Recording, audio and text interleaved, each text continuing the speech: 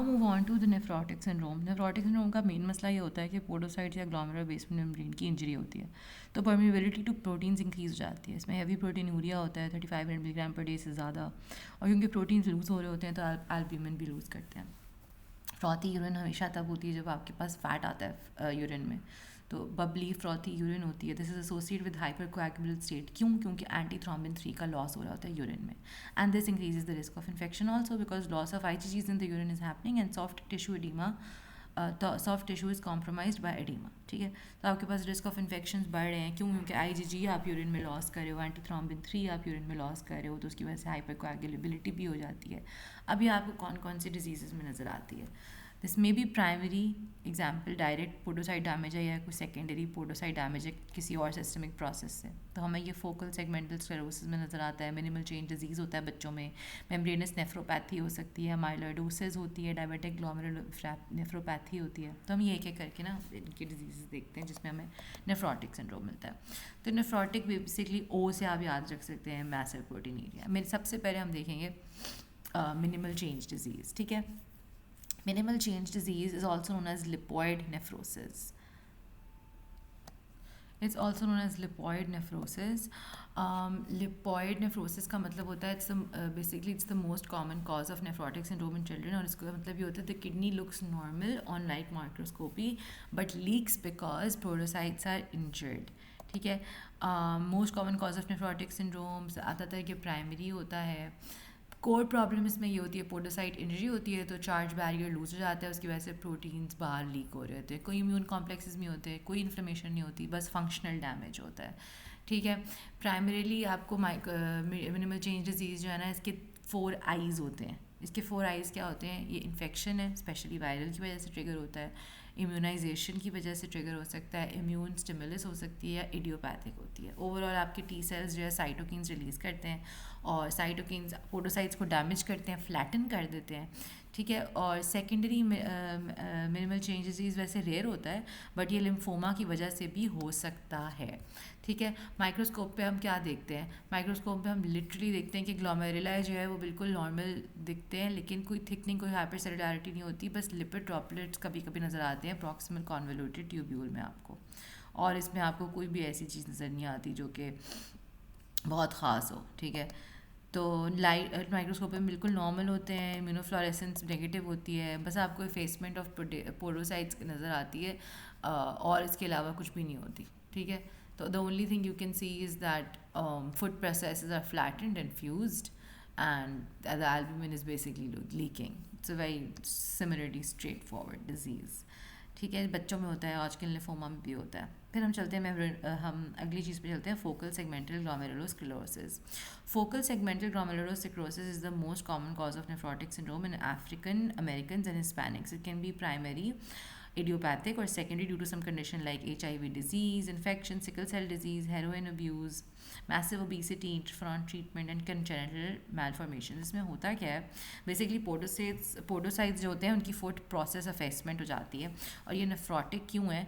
क्योंकि सिंस वो podocytes detach कर जाते हैं, तो आपके ग्लोमेरुलर बेसमेंट मेम्ब्रेन जो है ना वो एक्सपोज हो जाती है, एल्ब्यूमिन लीक करता है, हैवी प्रोटीनूरिया होता है, लेकिन हिमेटूरिया नहीं होता। इन्फ्लेमेशन पहले थोड़ी कम होती है, इनिशियली आपको कम इन्फ्लेमेशन मिलती है। अब हमारे पास इसकी हाईली बात क्या है कि पोडोसाइट्स लॉस हो रहे हैं, ग्लोमेरुलर बेसमेंट मेम्ब्रेन एक्सपोज हो जाती है। ठीक है, इसमें और मिनिमल चेंज में ये डिज़ीज़ है कि फोकल सेगमेंटल ग्लोमेरुलर स्क्लेरोसिस में आपको स्कारिंग और स्ट्रक्चरल चेंजेस मिलते हैं, और इसीलिए इसमें स्टेरॉयड सही से काम नहीं करते, और मिनिमल चेंज डिजीज़ में बहुत जल्दी काम करते हैं, और इसी में ये इसलिए से ये प्रोग्रेस करता है क्रॉनिक किडनी डिजीज़ में, क्योंकि यहाँ पे स्कारिंग आपको फोकल सेगमेंटल स्क्लेरोसिस में स्कारिंग मिलती है। ठीक है, और ये पोडोसाइट्स रीजनरेट नहीं कर सकते, once lost the bare GBM is exposed, और इस वजह से ग्लोमेरुलर स्कारिंग हो जाती है, क्योंकि आपकी जो GBM है ना ये एक्सपोज हो गई है। जो प्राइमरी होती है उसमें वो सर्कुलेटिंग परमेबिलिटी फैक्टर होता है, वो अब्रप्ट ऑनसेट करता है नेफ्रोटिक सिंड्रोम का, और इसमें स्टेरॉयड रिस्पॉन्स बहुत बुरा होता है। लाइक माइक्रोस्कोपी पे, लाइट माइक्रोस्कोपी पे आप देखते हैं कि सिर्फ कुछ ग्लोमेरुला अफेक्टेड होते हैं, कोई part of individual glomeruli affect होगा, पिंक ग्लासी सा आपको मैट्रिक्स डेपोजिशन नज़र आएगा। फॉर एग्जांपल मैं आपको इसमें दिखाती हूँ। So can you see that in this picture only a part of the glomerulus is affected here? देखें सिर्फ ये वाला पार्ट अफेक्ट हुआ हुआ है, बाकी सारा नॉर्मल है। इसमें भी सिर्फ ये वाला पार्ट अफेक्ट हुआ हुआ है। तो पूरा का पूरा आपको जो है ना, जो ग्लोमेरुला है वो मोस्टली एक पार्ट उसका अफेक्ट हुआ होता है, ठीक है। और हमें इसमें क्या मिलता है बेसिकली, रिवर्सिबिलिटी जो है फोकल सेगमेंटल ग्लोमेरुलोस्क्लेरोसिस में नहीं होती, they can not regenerate, but yes these ones can generate. अब हम चलते हैं मेम्ब्रेनस नेफ्रोपैथी में। मेम्ब्रेनस नेफ्रोपैथी या तो प्राइमरी हो सकती है, सेकेंडरी होती है। It's also known as membranous glomerulonephritis. It can be primary, जैसे कि antibodies to phospholipase A2 receptor की वजह से आपको मिल सकती है। PLA2R एंटीबॉडीज़ भी कहते हैं इसको, PLA2R एंटीबॉडीज़, या secondary due to NSAIDs, penicillin या हेपेटाइटिस, मेलिग्नेंसी ड्रग्स, इस तरह की रीजन की वजह से भी हो सकती है, ठीक है। इसमें क्या होता है, इसमें GBM की थिकनिंग होती है। मेम्ब्रेनस नेफ्रोपैथी में GBM थिक हो जाता है, सब एपिथेलियल इम्यून कॉम्प्लेक्स डिपोजिशन होती है आपके पास, ठीक है। और सब एपिथेलियल डिपॉजिट्स होते हैं, पोडोसाइट्स की डिसफंक्शन होती है, लेकिन इन्फ्लेमेशन नहीं होती। मेम्ब्रेनस नेफ्रोपैथी में आपको इन्फ्लेमेशन नहीं मिलती। इलेक्ट्रॉन माइक्रोस्कोपी पे आपको क्या मिलता है, you can see spike and dome appearance of subepithelial deposits, as you can see here। बहुत ही visible आपको spike and dome appearance नज़र आ रही है इसमें subepithelial deposits की, ठीक है। और आपको लाइट माइक्रोस्कोपी पे क्या नज़र आता है, diffuse capillary and GBM thickening. मैं आपको दिखाती हूँ यहाँ पे, you can appreciate the GBM thickened right around the glomerular basement membrane, उस जगह पे आपको थिकनिंग नज़र आती है, ठीक है। और इम्यूनोफ्लोरेसेंस जो है वो ग्रैनुलर होती है, क्योंकि इसमें इम्यून कॉम्प्लेक्स की डिपोजिशन हो जाती है, ठीक है। क्योंकि फर्स्ट आपने एंटीबॉडीज़ बनाई हैं, जैसे PLA2R एंटीबॉडीज़ बना रहे हैं, तो ये आप इम्यूनोफ्लोरेसेंस पे देख सकते हैं कि आपको डिपोजिशन नज़र आती है, ठीक हो गया।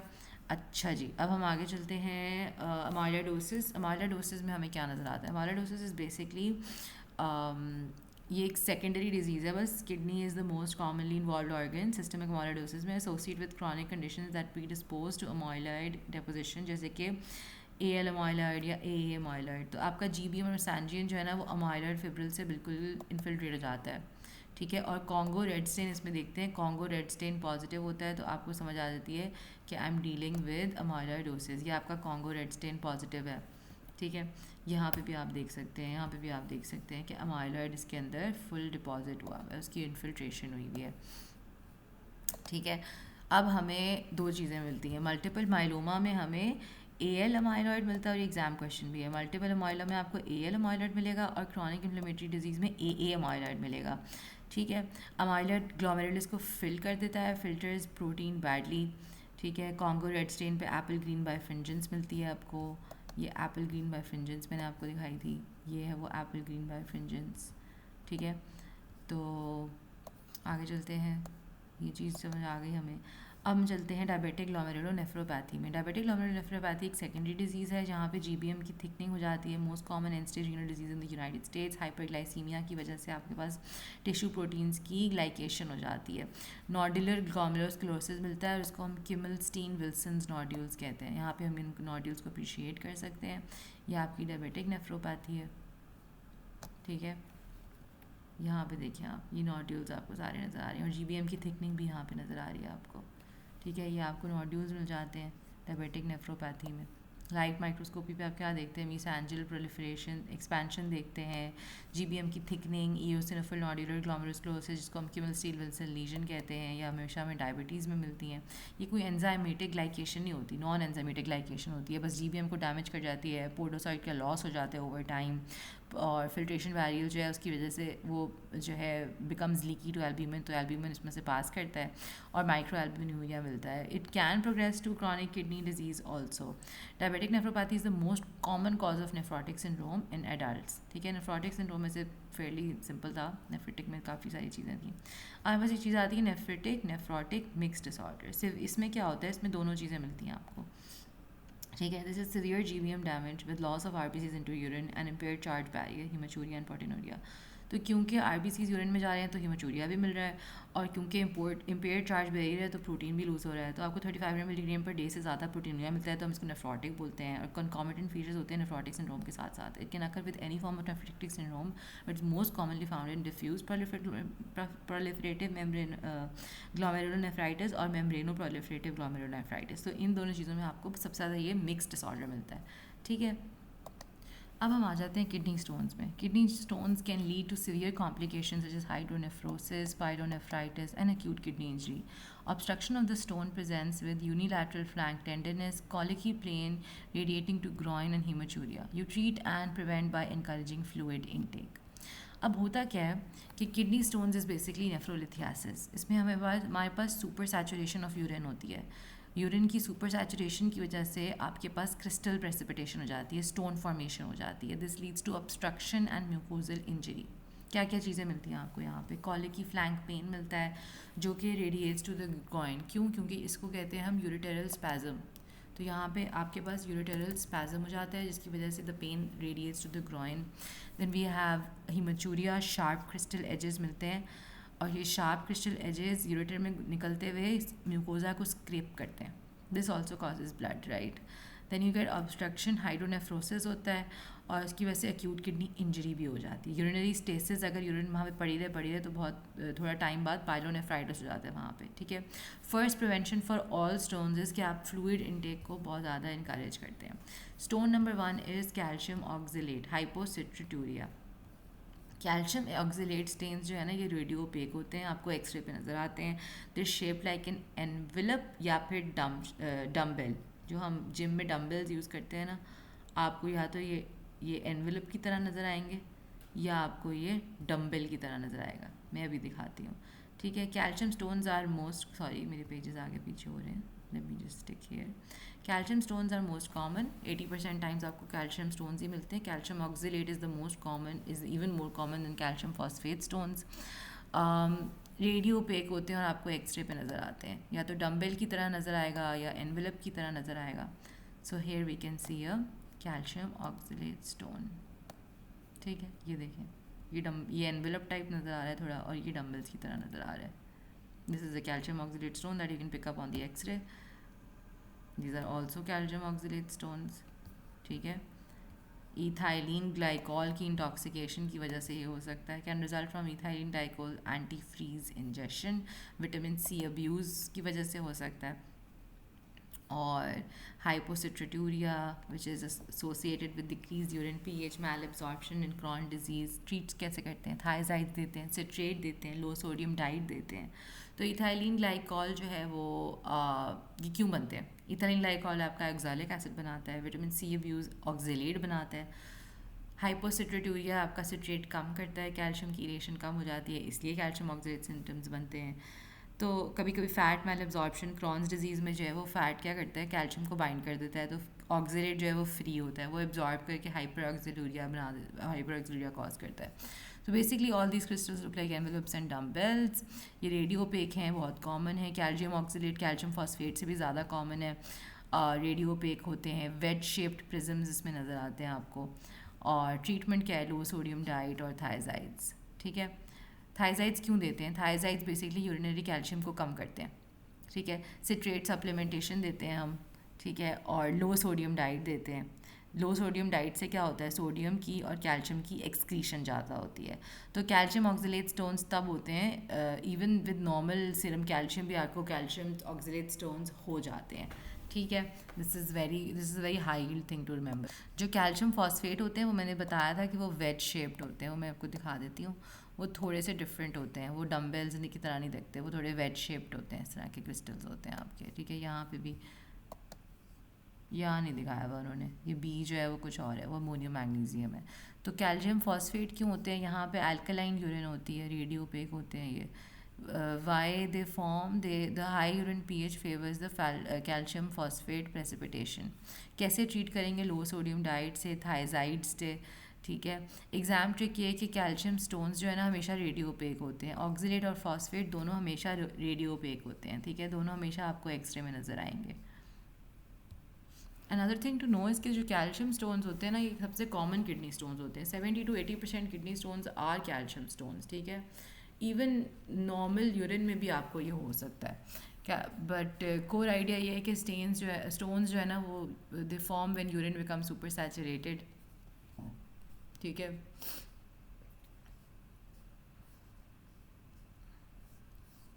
अच्छा, आगे चलते हैं हम. अमोनियम मैग्नीशियम फॉस्फेट्स, टू वाइट स्टोन्स, ये क्यों बनते हैं?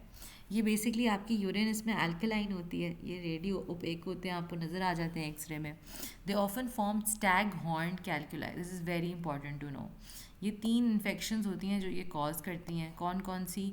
प्रोटियस मिराबिलिस, स्टैफिलोकोकस सैप्रोफिटिकस और क्लेब्सिएला. ये तीनों आपकी स्टैग हॉर्न कैल्कुलाई बनाती हैं. यूरियस क्या करता है? It splits into urea, sorry, the urea splits the urea into ammonia. And in enzymes में बेसिकली यूरियस पॉजिटिव होता है. इन तीनों एंजाइम्स में ये यूरियस पॉजिटिव बग्स होते हैं. तो ये यूरियस क्या करता है? जाके यूरिया को स्प्लिट करता है अमोनिया में, और वो जो अमोनिया है वो जाके यूरिन पीएच की पीएच बढ़ा देता है. वो उसकी पीएच बढ़ा देता है, तो आपको स्टैग हॉर्न कैल्कुलाई मिलते हैं. ठीक है, मैं आपको इमेजेस दिखाती हूँ. ये देखें, ये स्टैग हॉर्न कैलकुलस है राइट किडनी का. ठीक है, ये भी स्ट्रूवाइट क्रिस्टल्स हैं of a human at 40x. ठीक है, these are also struvite crystals. So basically urease क्या करता है? यूरिया को लेता है और अमोनिया बना देता है. और अमोनिया फर्दर क्या करता है? अमोनिया फर्दर जब ये प्रोटियस मिराबिलिस दिखाया हुआ है कि अमोनिया जाके यूरिन में जब अमोनियम आता है तो उसकी एल्कलिनिटी बढ़ा देता है, और इसकी वजह से आपके पास स्टोन्स आते हैं. ठीक है. Large stones fill the renal pelvis, there's chronic obstruction, recurrent infections. Or how do you eradicate this infection? Basically surgically removal of stones. Antibiotics alone कुछ भी नहीं इतना ज़्यादा कर पाती, they're insufficient. So you have to give you have to do surgery for removal of stones. इसको struvite भी कहते हैं, stag horns को struvite भी कहते हैं. फिर आपके पास यूरिक एसिड स्टोन्स होते हैं. इनका की फैक्ट ये होता है कि ये रेडियो लूसेंट होते हैं, ये आपको एक्सरे में नज़र नहीं आते. ठीक है, you have to see it on a CT scan, but it's radiolucent on x ray. इनका इसमें pH कम होती है. ठीक है, देर इन द इनकी शेप भी रोम्बॉइड्स और रोजेट्स में होती है. तो ये देखेंगे आपको यूरिक एसिड कैलकुलस नज़र आ रहा है ऑन अ CT स्कैन. ठीक है, आपको ये एक्सरे में नज़र नहीं आते. They are less dense than the calcium and ammonium magnesium ones. तो ये रोम्बॉइड शेप के होते हैं. ठीक है, तो you can appreciate them here. तो इनकी शेप डिफरेंट होती है. ये रोम्बॉइड शेप्ड होते हैं या रोजेट शेप्ड होते हैं. ये क्यों बनते हैं? हाइपर यूरेसीमिया होता है, गाउट क्रिएट होता है, ल्यूकीमिया में भी एक क्रिएट होते हैं क्योंकि ल्यूकीमिया में भी हाई सेल टर्नओवर होता है, यूरिन वॉल्यूम कम होता है, एरिड क्लाइमेट्स में ये हो जाते हैं. तो एसिडिक पीएच होती है, यूरिन वॉल्यूम कम है, डिहाइड्रेशन है, एरिड क्लाइमेट है. About 5% of all stones are uric acid. The calcium ones were 80%. Often seen in diseases with increased cell turnover जैसे leukemia. और फिर आप ट्रीट कैसे करेंगे? क्योंकि decrease uric acidity of urine की वजह से ये क्रिएट होते हैं. तो treatment is alkalinisation of urine through और एलोपिरेनॉल. एलोपिरेनॉल इसको ब्रेक डाउन करता है आपके यूरिक एसिड को. ठीक है, फिर आपके पास सिस्टीन स्टोन्स होते हैं. सिस्टीन स्टोन्स वैसे जेनेटिक होते हैं. They also faintly radiopaque. They cause also by reduced pH. Acidic urine की वजह से ये क्रिएट होते हैं. इसमें आपके पास हेक्सागोनल क्रिस्टल्स होते हैं. ठीक है, this is how the hexagonal crystals look on the cystine hexagonal crystals. This is how they look like hexagons. फिर आपके पास इसमें एसिडिक यूरिन होती है, हेरिडिटरी होते हैं ये. ऑटोसोमल रिसेसिव सिस्टिनूरिया में मिलते हैं आपको ये. Defective proximal convoluted tubule transporter होता है इसमें, तो उसमें भी आपको मिलते हैं. तो क्यों? PCT ट्रांसपोर्टर डिफेक्टिव है तो आपके पास रीअब्जॉर्प्शन नहीं होती सिस्टीन की, ऑर्निथीन की, लाइसिन की, आर्जिनिन की. तो ट्रांसपोर्टर डिफेक्ट होता है ना जब प्रॉक्सिमल कॉन्वोल्यूटेड ट्यूब्यूल का, तो आपके पास ये सिस्टीन, ऑर्निथीन, लाइसिन, आर्जिनिन, ये कोला बेसिकली ये सारे के सारे पुअरली सॉल्युबल हो जाते हैं. Cystine is poorly soluble, absorb हो नहीं रहा, तो आपको फिर क्या मिलता है, cystine poorly soluble, so stones form in urine, this usually begins in childhood, can form staghorn, calculi, sodium cyanide, nitroprusside test करते हैं हम इसमें, सोडियम साइनाइड नाइट्रोप्रोसाइड टेस्ट इसमें पॉजिटिव होता है, ठीक है। So this is something you can also see here, nitroprusside test जो है वो इसमें पॉजिटिव होता है, this presence of cystine red coloured complex present होता है, और this is how the stones look, this is how the staghorn calculi look in a pediatric cystinuria patient. Treatment क्या है, आप लो सोडियम डाइट देते हैं, यूरिन को अल्कलाइज करते हैं, कीलेटिंग एजेंट्स देते हैं जैसे कि पेनिसिलिन, और अगर रिफ्रैक्टरी है, ठीक है। तो that's I think enough, we move on to hydronephrosis now. तो हाइड्रोनेफ्रोसिस क्या होती है, hydronephrosis is basically dilation of the renal pelvis and calyces, ठीक है।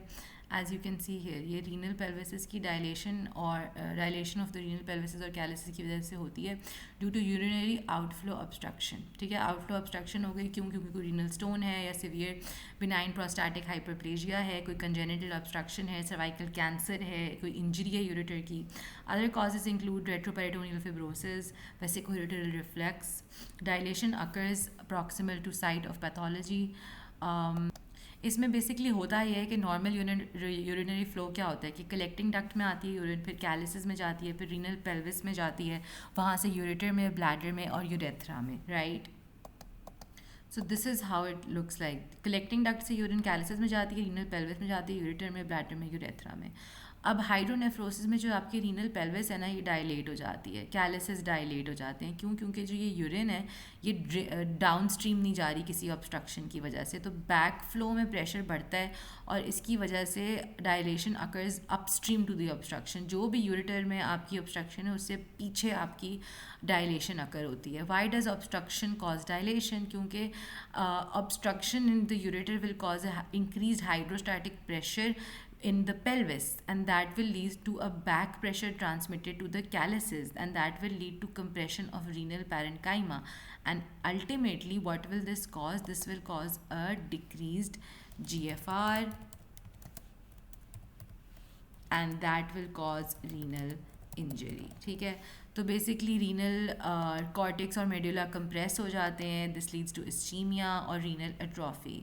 क्या क्या कॉजेज़ हो सकते हैं, हमने पढ़ा है कि स्टोन्स हो सकते हैं, ब्लड क्लॉट हो सकता है, कंजेनिटल यूपीजी यूरेटरोपेल्विक जंक्शन की ऑब्स्ट्रक्शन है, या कोई एक्सट्रिंसिक कंप्रेशन है, मतलब बिनाइन प्रोस्टैटिक हाइपरप्लेजिया की वजह से, या सर्वाइकल कैंसर की वजह से, या किसी ट्यूमर की वजह से, या कोई रेट्रोपेरिटोनियल फिब्रोसिस की वजह से आपकी एक्सटर्नल ऑब्स्ट्रक्शन है, या फिर कोई फंक्शनल रिफ्लक्स है। वैसे कोई रिफ्लेक्स कब होता है, जब बैक फ्लो ऑफ यूरिन होता है, वैसे कोई ureteral reflux is basically a back flow of urine from bladder to ureter to kidney, ये चिल्ड्रन में कॉमन होता है, ठीक है।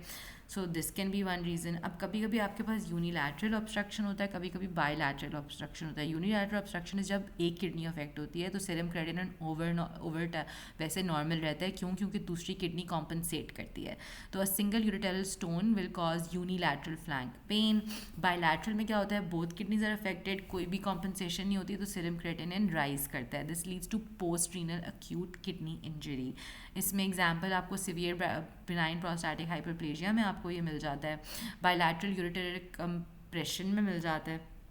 तो creatinine rises only when both the bilateral kidneys are affected, वैसे बायलैटरल जब भी।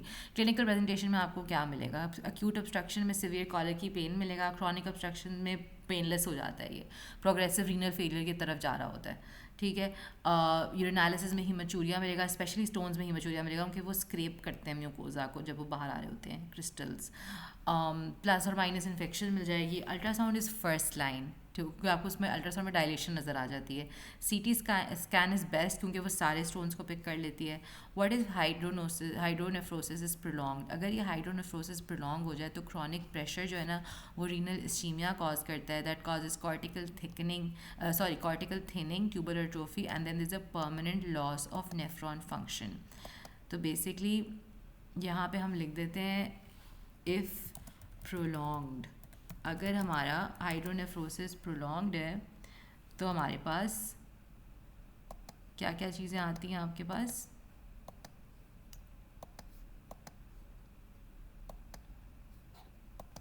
तो अगर हाइड्रोनेफ्रोसिस प्रोलॉन्ग हो जाए, आपके पास क्या आता है?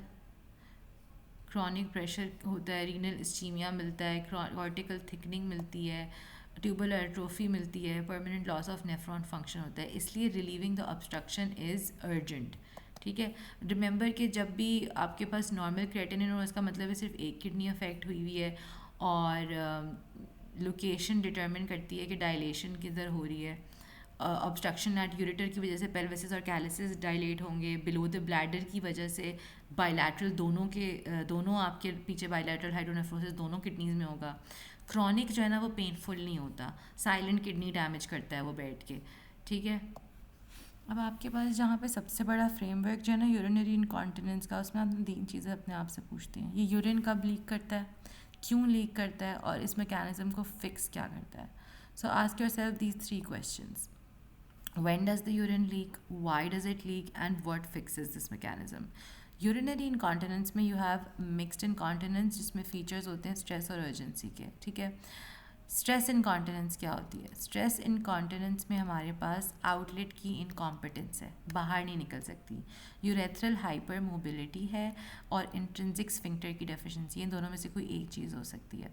तो जब आउटलेट की मोबिलिटी इनकॉम्पिटेंस है, तो लीक जो होती है ना urine, that leaks with increased intra abdominal pressure, जैसे कि यूर स्नीजिंग और लिफ्टिंग, या तो आप खांसी कर रहे हो, छींक मार रहे हो, यूर लिफ्टिंग समथिंग, तो इसमें ब्लैडर का स्ट्रेस टेस्ट जो है ना वो पॉजिटिव होता है। Directly observed leakage from urethra upon coughing और Valsalva manoeuvre, this is a positive bladder stress test. ये कब कब होता है आपके पास? ओबेसिटी में होता है, वजाइनल डिलीवरी के बाद होता है, या प्रोस्टेट की सर्जरी में होता है। ठीक है, तो अब आपके पास लीकेज कब होती है? यूरिनरी लीकेज तब होती है जब आपके पास इंट्रा एब्डोमिनल प्रेशर बढ़ जाता है, यूर कॉफिंग, स्नीजिंग, लाफिंग और लिफ्टिंग, उससे पहले कोई अर्ज नहीं होती। तो आउटलेट इनकॉम्पिटेंस है, क्योंकि यूरेथ्रा बंद नहीं रह पा रही, प्रेशर की वजह से वो यूरिन को बाहर पुश कर रही है। ठीक है, कॉजेज़ क्या होंगे? या तो यूरेथ्रल हाइपर मोबिलिटी है, या इंट्रिंसिकली स्फिंक्टर की डेफिशिएंसी है। It's associated with obesity, vaginal delivery और prostate surgery in men. Positive bladder stress test का मतलब क्या होता है? You see the urine leak when patient coughs और परफॉर्म्स वेल्साल्वा। ट्रीटमेंट क्या करते हैं? आप स्ट्रेंथन करते हैं पेल्विक फ्लोर के मसल को। सबसे पहले आप कीगल एक्सरसाइजेज देते हैं, एक्सरसाइज बताते हैं उनको, वेट लॉस कराते हैं, या फिर पेसरीज इंसर्ट कर देते हैं। पेसरीज is basically a mechanical support जो आप वजाइना में डाल देते हैं ऊपर। Pessary is like a small removable device जो कि वजाइना में डालते हैं, वो यूरेथ्रा और ब्लैडर नेक को सपोर्ट करता है, तो so the urine doesn't leak when pressure increases.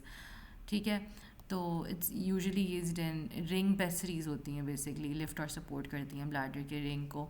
ठीक है, तो बेसिकली ये आपका स्ट्रेस इनकॉन्टिनेंस होता है।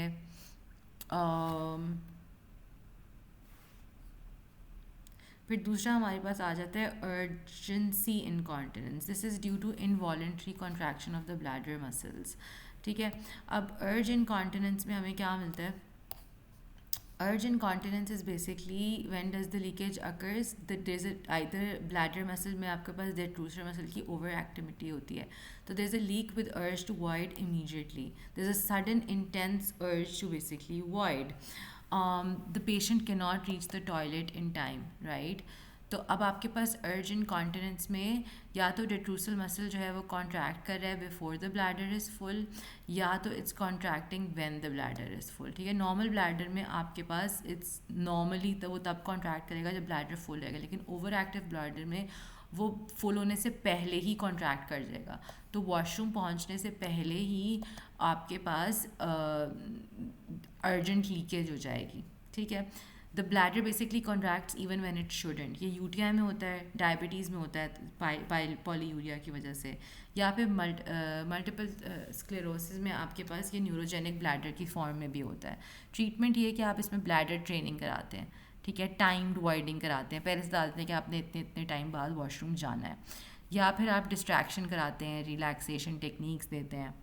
ठीक है, वरना ड्रग्स में हमारे पास एंटी मस्करिनिक्स आ जाते हैं, जैसे कि ऑक्सीब्यूटाइनिन फॉर ओवर एक्टिव ब्लैडर, या फिर मीराबेग्रॉन। ये मीराबेग्रॉन एक बीटा 3 एगनिस्ट है, this relaxes the detrusor muscle. ठीक है, तो बेसिकली हम एंटी मस्करिनिक्स देते हैं इसके अंदर।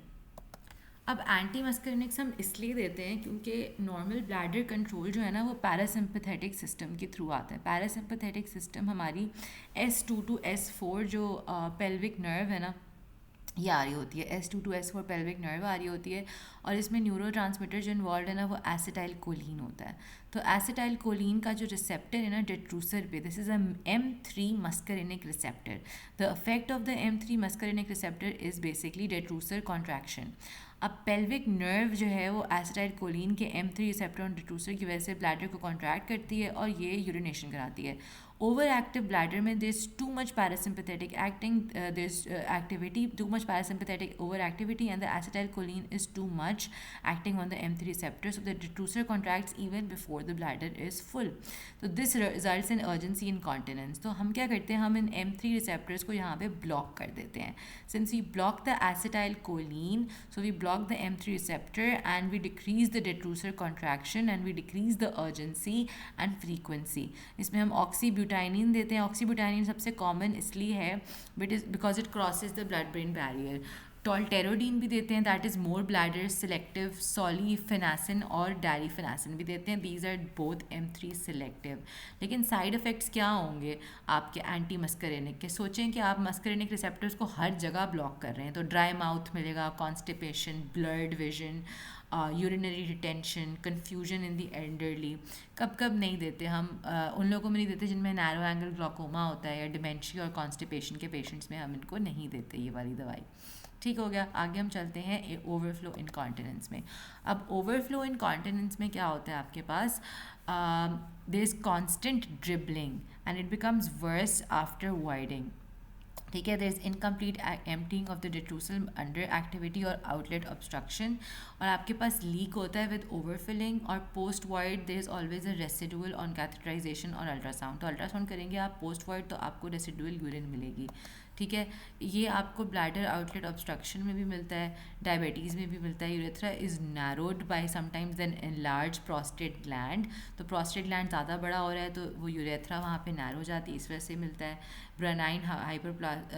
बिनाइन प्रोस्टैटिक हाइपरप्लेजिया में आपको मिलता है. The enlarge prostate compresses the urethra. और पोस्ट वाइड पे आपको रेसिडुअल वॉल्यूम यूरिन मिलता है. तो बेसिकली पेशेंट टॉयलेट से होकर आ गया अल्ट्रासाउंड से पहले, लेकिन फिर भी देयर इज़ रेसिडुअल यूरिन. तो यह वो कब कब मिलता है, डायबिटीज़ में, बिनाइन प्रोस्टैटिक हाइपरप्लेजिया में और मल्टीपल स्क्लेरोसिस में आपको न्यूरोजेनिक ब्लैडर मिलता है. मल्टीपल स्क्लेरोसिस हम इसको न्यूरोजेनिक कहते हैं. तो हम इसमें पोस्ट वाइड यूरिन देखते हैं. वी मेजर्ड बाय कैथेटराइजेशन और अल्ट्रासाउंड. ट्रीटमेंट क्या है कि इसको आप एम्प्टी कराएं कैथेटराइजेशन से, आप ऑब्स्ट्रक्शन को रिलीव कराएं. बिनाइन प्रोस्टैटिक हाइपरप्लेजिया के लिए हम अल्फा ब्लॉकर्स देते हैं. ठीक है, तो बेसिकली ओवरफ्लो जो है it's too full to hold the urine. कभी कभी हमें मिक्स्ड इनकॉन्टिनेंस मिलती है. मिक्स्ड में हमें स्ट्रेस और अर्ज साथ साथ में मिलते हैं. This is very common in older women. The urine leaks when coughing and the patient has sudden urges she can't suppress. ठीक है, दिस इज़ वेरी कॉमन. तो आप ये याद रखिए कि whenever you have leakage with cough, it's stress. Whenever you have a sudden urge, it's urgency. Whenever there's dribbling and distension, it's overflow. And when you have urge and stress together, it's basically mixed. ठीक है, जब भी stress का problem हो, ये outlet problem है, urinary urgency का मसला हो, ब्लैडर प्रॉब्लम है और ओवरफ्लो का मसला हो तो एम्प्टीइंग प्रॉब्लम है. One thing I would like to touch before we move forward is why alpha blockers are given in BPH. तो अब आपके पास जो बिनाइन प्रोस्टैटिक हाइपरप्लेजिया होता है ना, उसमें हम अल्फ़ा ब्लॉकर्स क्यों देते हैं? क्योंकि अल्फ़ा एड्रिनर्जिक रिसेप्टर्स जो है ना, अल्फ़ा 1A सिलेक्टिव होते हैं और अल्फ़ा 1B और 1D नॉन सिलेक्टिव होते हैं. डायनामिक ब्लैडर आउटलेट ऑब्स्ट्रक्शन में आपके पास ये जो अल्फ़ा एड्रिनर्जिक रिसेप्टर्स है ना, इनको ब्लॉक करने से हमारे पास ये रिलीव हो जाती है. तो इसमें कोर आइडिया ये होता है कि the alpha blockers relieve the dynamic component of obstruction in benign prostatic hyperplasia by relaxing the smooth muscle in the prostate and bladder neck. So what causes the obstruction in BPH? BPH में दो components होते हैं bladder outlet obstruction के. एक तो static component होता है कि enlarge prostate gland है, यहाँ पे tissue mass इतना ज़्यादा है कि वो उसको compress कर रहा है, इसको तो आप कुछ नहीं कर सकते. दूसरी dynamic component होती है जिसमें आपके पास increased muscle tone होता है and this is alpha 1 mediated contraction. ठीक है। तो हम इसको यहाँ पे सिंपैथेटिक टोन जो है ना, ये अल्फा 1 की ओवर एक्टिवेशन की वजह से स्मूथ मसल कॉन्ट्रैक्शन करता है और यहाँ पे यूरेथ्रा को टाइटन करता है। तो जो अल्फा ब्लॉकर्स होते हैं जैसे कि टैम्सुलोसिन, ये A1 रिसेप्टर्स को ब्लॉक करते हैं। इसकी वजह से यहाँ पे स्मूथ मसल टोन रिलीव होती है, प्रोस्टेट जो है वो रिलैक्स होता है, ब्लैडर नेक रिलैक्स होता है और यूरेथ्रल रेजिस्टेंस डिक्रीज हो जाती है, ठीक है, यूरिन फ्लो बढ़ जाता है। अब हम अक्यूट सिस्टाइटिस में चलते हैं। Acute cystitis is basically inflammation of the urinary bladder and it presents as suprapubic pain, dysuria, urinary frequency and urgency. तो सिस्टाइटिस इन्फ्लेमेशन होती है यूरिनरी ब्लैडर की, ठीक है। It's a lower urinary tract infection. यहाँ पे ब्लैडर इन्फेक्शन हो जाती है, लोकल इरिटेशन करती है, तो इसलिए आपको suprapubic pain, dysuria, urinary frequency और अर्जेंसी मिलती है। सिस्टमिक साइंस इसके क्या होते हैं? सुप्राप्यूबिक पेन क्यों? क्योंकि ब्लैडर वॉल इन्फ्लेम हो जाती है। तो स्ट्रेचिंग जो है during filling causes this pain. Pain is felt just above the suprapubic eminence, ठीक है। डिसयूरिया इज बेसिकली, डिसयूरिया क्या होता है? Burning urination. तो इन्फ्लेम ब्लैडर म्यूकोजा और यूरेथ्रल इरिटेशन, जब यूरिन पास करती है इन्फ्लेम टिश्यू से तो वहाँ पे बर्निंग होती है। यूरिनरी फ्रीक्वेंसी एंड अर्जेंसी क्यों होती है? यहाँ पे इन्फ्लेम ब्लैडर वॉल है तो it becomes hyper sensitive.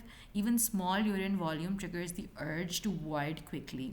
Y there is no fever और चिल्स यूजुअली, अच्छा, सिस्टमिक साइन में आपको हाई फीवर और चिल्स मिलते हैं लेकिन यूजुअली एब्सेंट होते हैं क्योंकि इन्फेक्शन ब्लैडर में कन्फाइंड है और कोई रीनल पैरेन्काइमल इन्वॉल्व नहीं है। क्योंकि रीनल पैरेन्काइमल इन्वॉल्वमेंट नहीं है तो फीवर और फ्लैंक पेन अभी नहीं आया। फीवर और फ्लैंक पेन जब आता है तो हम पाइलोनेफ्राइटिस के बारे में सोचते हैं, ठीक है।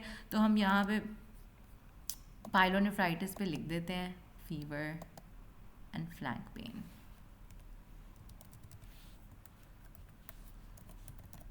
ठीक है।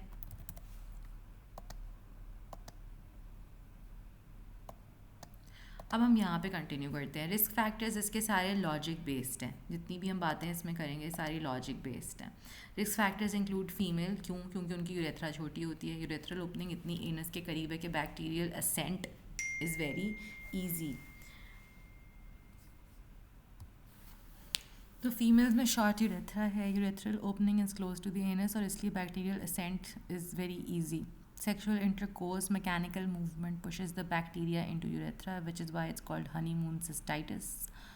And then we have an indwelling catheter, जो catheter बहुत अरसे तक change ना हुआ हो, that's a direct pathway for bacteria. Biofilm formation भी हो जाती है catheter के ऊपर. Diabetes mellitus glucosuria cause करता है, since you're losing the urine in the you're losing glucose in the urine, तो इसलिए बैक्टीरियल ग्रोथ जो है ना वो बहुत कॉमन हो जाती है। इम्पेयर्ड न्यूट्रोफिल फंक्शन हो जाता है यहाँ पे। इम्पेयर्ड ब्लैडर एम्प्टीइंग में आपके पास यूरिनरी स्टेसिस है, यूरिन रुकी हुई है एक जगह पे, तो बैक्टीरियल मल्टीप्लिकेशन बहुत इंपॉर्टेंट हो जाती है। आपके पास बिनाइन प्रोस्टैटिक हाइपरप्लेजिया में भी होता है और न्यूरोजेनिक ब्लैडर में भी होता है। कॉजेज़ क्या है? इकोलाई, इकोलाई सबसे कॉमन है। इकोलाई आपका सबसे कॉमन रीज़न है जो आपको अक्यूट सिस्टाइटिस होता है। It comes from the gut flora and it has P. fimbriae. ये P. fimbriae जो है ना यूरो एपिथेलियम पे एडहेयर कर जाते हैं, चिपक जाते हैं, and this is responsible for most majority of UTIs.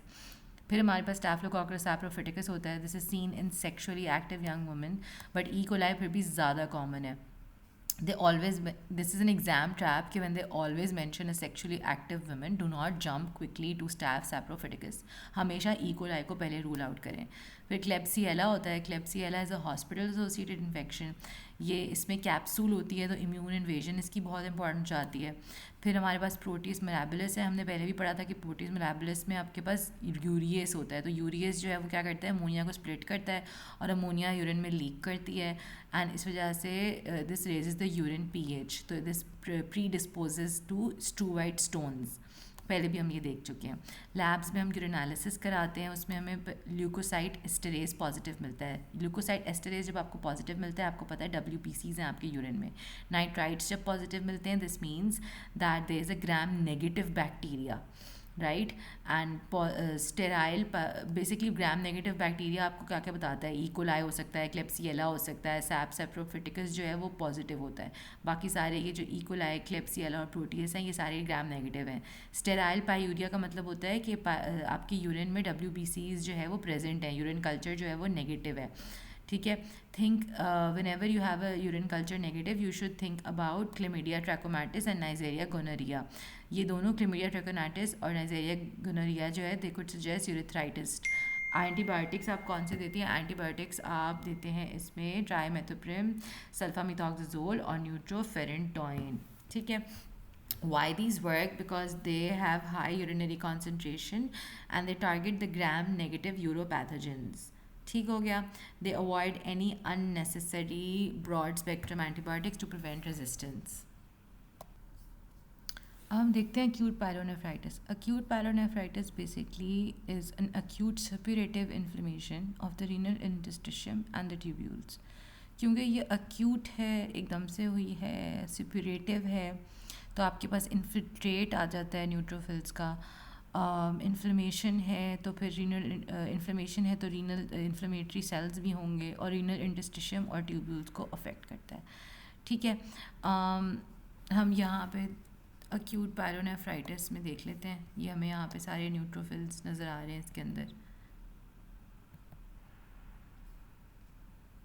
ठीक है. इसमें क्या नज़र आ रहा है? हाइपरीमिक मेडुलरी पिरामिड. ठीक है. और एब्सिस नज़र आ रही है यहाँ पे. बेसिकली ये एक इन्फेक्शन होती है. ठीक है. Dominated by neutrophil. This is an interstitial nephritis. It's not a glomerular disease. Interstitium को अफेक्ट कर रहा है और ट्यूब्यूल्स को अफेक्ट कर रहा है. Affects cortex with relative sparing of glomeruli और vessels. It presents with fever and flank pain. This is very common. Costovertebral angle की भी टेंडरनेस होती है इसमें. नोजिया और वॉमिटिंग, चिल्स होते हैं. प्रीडोमिनेंटली रीनल कॉर्टेक्स में होता है, लेकिन मेडुला में भी आप ये एक्सटेंड कर सकता है. पैची इन्वॉल्वमेंट होती है मल्टीफोकल लीजन्स की. ठीक है. Causes include ascending UTI. पहले यूटीआई हुआ इकोलाई से और अब वो ऊपर असेंड कर गया है. हिमैटोजेनस स्प्रेड होता है इसका किडनी में, present with WBCs in urine. क्यों? क्योंकि असेंडिंग बैक्टीरिया जो है वो किडनी को रीच कर लेते हैं. कैसे? नीचे यूटीआई क्रिएट हुआ, रीनल पेल्विस में गए, कलेक्टिंग डक्ट्स में गए और अब कॉर्टेक्स तक पहुंच गए हैं. ठीक है. यहाँ पे आपको इसकी मैसिव इन्फिल्ट्रेशन नज़र आ रही है. लाइट माइक्रोस्कोपी पे आपको डेंस न्यूट्रोफिलिक इन्फिल्ट्रेट्स नज़र आते हैं, जैसे इसमें नज़र आ रहे हैं डेंस न्यूट्रोफिलिक इन्फिल्ट्रेट जो कि रीनल इंटस्टिशियम और ट्यूब्यूल नज़र आते हैं. ट्यूबुलाइटिस होता है. ट्यूबुलाइटिस का मतलब है न्यूट्रोफिल जो है वो ट्यूबुलर एपिथेलियम को इन्वेड कर लेते हैं. ठीक है. ट्यूबुलर एपिथेलियल नेक्रोसिस बहुत कॉमन है, वो भी प्रेजेंट है. अब आपको ग्लोमेरुलाई में क्या नज़र आता है? ग्लोमेरुलाई नॉर्मल होते हैं, ये स्पेयर्ड होते हैं, कभी कभी माइल्डली कंप्रेस्ड होते हैं, लेकिन ये इनका टारगेट प्राइमरी टारगेट नहीं है ये इस डिजीज़ में.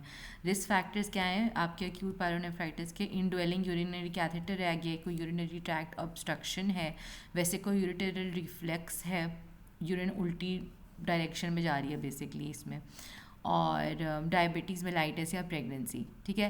तो यूरिनरी फाइंडिंग्स में आपको आगे क्या मिलता है यहाँ पे अक्यूट पायलोनेफ्राइटिस में? पैथ लैब जब आप देखते हैं तो WBCs आपको यूरिन में मिलेंगे. यहाँ पे WBCs यूरिन में मिलेंगे, WBC कास्ट मिलेंगे. WBC कास्ट बहुत हाई यील्ड है क्योंकि न्यूट्रोफिल्स जब ट्यूब्यूल्स में एंटर होते हैं तो ये टैम हॉर्सफील्ड प्रोटीन में इंट्रैप हो जाते हैं और ये रीनल पैरेन्काइमल इन्फेक्शन करते हैं. ठीक है. पैथोलॉजिस्ट का रूल यहाँ पे ये होता है, WBC कास्ट का हमेशा मतलब होता है किडनी इन्वॉल्वमेंट है, ब्लैडर इन्वॉल्वमेंट नहीं है. CT पे आपको क्या नज़र आता है? Striated parenchymal enhancement. ये आपको यहाँ पे नज़र आ रही है, स्ट्राइएटेड पैरेन्काइमल इन्हांसमेंट. ठीक है. इंटरस्टिशियल एडीमा, पैची इन्फिल्ट्रेशन, ये सब कुछ आपको यहाँ पे नज़र आता है. Tubular obstruction by inflammatory debris, this produces the striped nephrogram. Etiology basically ascending infection usually due to E. coli from the bladder to the ureters and then kidney. This is facilitated by reflux or obstruction. Hematogenous spread hota hai. This is also seen in staph aureus bacteremia. It results in cortical microabscesses. Then we move on to the risk factors, which I said कोई indwelling catheter है, urinary stasis है, vesicular reflux है, diabetes mellitus है, pregnancy है. Complications क्या होती हैं? Chronic pyelonephritis हो सकता है, ये पहले एक्यूट होगा फिर ये क्रॉनिक हो जाएगा रिपीटेड एक्यूट इंजरी की वजह से, या कोई फिब्रोसिस हो गई है. This has taken it course towards the fibrosis. Tubular atrophy हो गई है, इरेगुलर कॉर्टिकल स्कारिंग हो गई है. तो बेसिकली आपका या तो ये हो जाता है या तो renal papillary necrosis. Renal papillary necrosis मतलब डायबिटीज़ या ऑब्स्ट्रक्शन या सीवियर इन्फेक्शन में आपका पेपिलरीज जो रीनल पेपिलरी है वहाँ पे नेक्रोसिस शुरू हो जाता है। पेरीनेफ्रिक एब्सेस हो जाता है। This is basically extension of the infection beyond the renal capsule. Purulent collection नज़र आती है इसमें। फिर यूरोसेप्सिस है। यूरोसेप्सिस में आपको बैक्टीरियल ट्रांसलोकेशन नज़र आती है into the blood stream and this a high mortality if this is left untreated. Okay, so basically acute pyelonephritis is a neutrophil driven patchy tubulointerstitial infection of the renal cortex, usually from ascending uropathogens producing WBC casts and characteristic radiologic changes. We now move on to what chronic pyelonephritis really is. Chronic pyelonephritis में आपके पास chronic tubulointerstitial scarring होती है from repeated bacterial infection, almost always because something keeps letting the bacteria reach or stay in the kidney. तो recurrent infection है और predisposition है due to reflux और obstruction और उसकी वजह से scarring और deformity हो रही है। तो chronic pyelonephritis में हम थोड़ा सा यहाँ पे देख लेते हैं। It's basically a characteristic morphological change which is seen on cross examination. इसमें इरेगुलर आपको स्कारिंग मिलती है, कोर्स डिस्क्रीट कॉर्टिकोमेडुलरी स्कार्स मिलते हैं, overlying a dilated blunted और deformed calyx. It's mostly in upper and lower poles consistent with the frequency of reflux in these sites. ठीक है, यहाँ पे भी आपको पायलोनेफ्राइटिस नज़र आ रहा है। थायरॉइडाइजेशन ऑफ ट्यूब्यूल्स हैं, क्रॉनिक इन्फ्लेमेशन इंटरस्टिशियम में, ये एट्रोफी ट्यूब्यूल्स हैं फिल्ड विद ईओसिनोफिलिक सिक्रीशंस। ये देखें, ये आपके एट्रोफी ट्यूब्यूल्स हैं which are filled with eosinophilic secretions. ठीक है, थायरॉइडाइजेशन हो जाती है ट्यूब्यूल्स की। ठीक है, ये ज़ैंथोग्रानुलोमेटस पायलोनेफ्राइटिस है जिसमें आपकी फैट डिपोजिशन भर गई है इनके अंदर। ठीक है, तो बेसिकली ये हमारी क्रॉनिक पायलोनेफ्राइटिस की इंट्रोडक्शन है। तो why the predisposition is required? A normal urinary tract with a normal flow usually clears the bacteria, लेकिन क्रॉनिक डैमेज के लिए दिस आइदर वेसिको-यूरेटरल रिफ्लक्स या कोई क्रॉनिक ऑब्स्ट्रक्शन। वेसिको-यूरेटरल रिफ्लक्स में क्या होता है कि यूरिन फ्लोज बैकवर्ड, ब्लैडर में जाएगा, यूरेटर में जाएगा, फिर किडनी में जाएगा। तो reflux often targets upper and lower poles because of the papillary duct anatomy. Polar scars बनते हैं, ठीक है, पैपिलरी डक्ट की एनाटमी की वजह से। क्रॉनिक ऑब्स्ट्रक्शन में क्या होता है? क्रॉनिक ऑब्स्ट्रक्शन में आपके पास स्टैग हॉर्न स्टोन्स होते हैं, बिनाइन प्रोस्टैटिक हाइपोप्लेजिया या स्ट्रिक्चर्स की वजह से भी हो सकते हैं ये।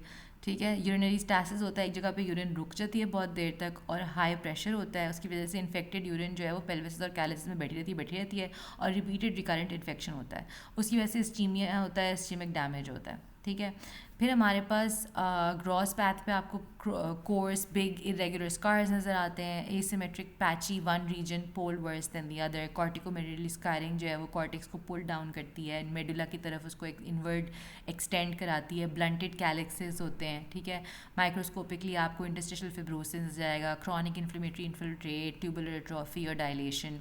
थायरॉइडाइजेशन ऑफ किडनी को हम क्या कहते हैं? जब हम लाइट माइक्रोस्कोप पे देखते हैं ये जो थायरॉइडाइजेशन ऑफ किडनी कह रहे हैं, बेसिकली एट्रोफिक डायलेटेड ट्यूब्यूल्स होते हैं जिनके अंदर आपकी ये ईओसिनोफिलिक कोलॉइड लाइक कास्ट्स होते हैं, बिल्कुल जिस तरह थायराइड के अंदर थायराइड सेल्स में कोलॉइड होता है, इसके अंदर ईओसिनोफिलिक फॉलिकल्स बैठे होते हैं, दिस रिजेंबल थायराइड फॉलिकल्स। ठीक है, what those pink cast usually are, they're mainly Tamm Horsfall proteins and tubular secretions and debris.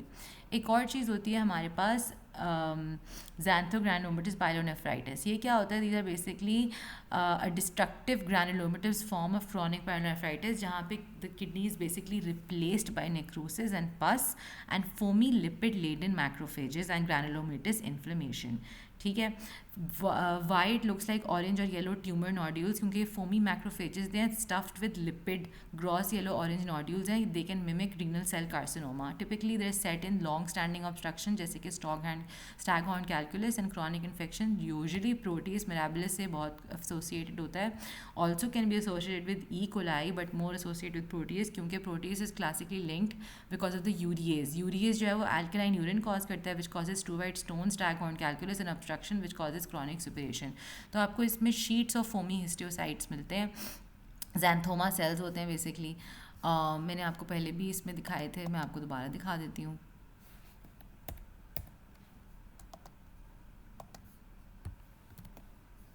तो यहाँ पे आपको ये फोमी सेल्स नज़र आ रहे हैं और इसके अंदर हमें क्या नज़र आ रहा है बेसिकली फोमी लिपिड मैक्रोफेजेस हैं। लॉन्ग स्टैंडिंग ऑब्स्ट्रक्शन की वजह से ये शीट्स ऑफ फोमी हिस्टोसाइट्स हैं आपके पास, ठीक है। बियर पॉ साइन इसमें नज़र आता है, dilated calyces, collections giving a bear paw like appearance. ये वो बेयर पॉ लाइक अपीयरेंस है। This is classic for xanthogranulomatosis pylonephritis, ठीक है। तो बेसिकली ये मास लाइक येलो नोड्यूल्स होते हैं, ब्लंटेड आपको कैलिसेस नज़र आते हैं इसके अंदर।